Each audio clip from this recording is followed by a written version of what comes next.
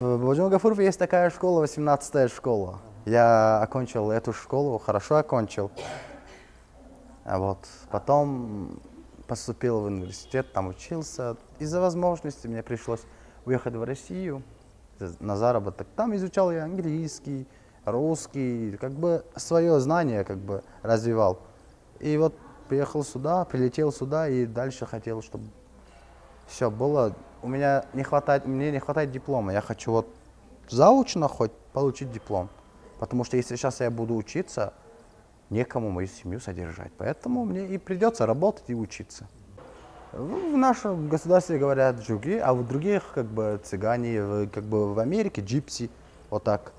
Приводятся джипси, цыганы, алюли, вот так.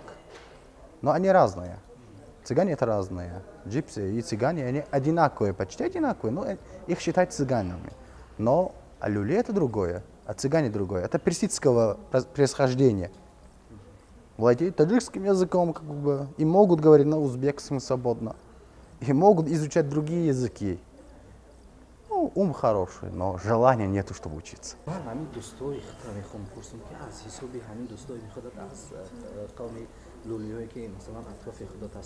Да, у меня есть друг, окончил в Кыргызстане, как бы, на бортпроводника учился.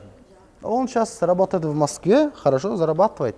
Молодец, он на бортпроводника сперва год учился в Уфе, в России, потом перевелся в Кыргызстан и там учился. А я вот окончил, хотел тоже в Уфу, но подумал, что там дорого обойдется и поступил в свой университет по имени Мухаммад Осими.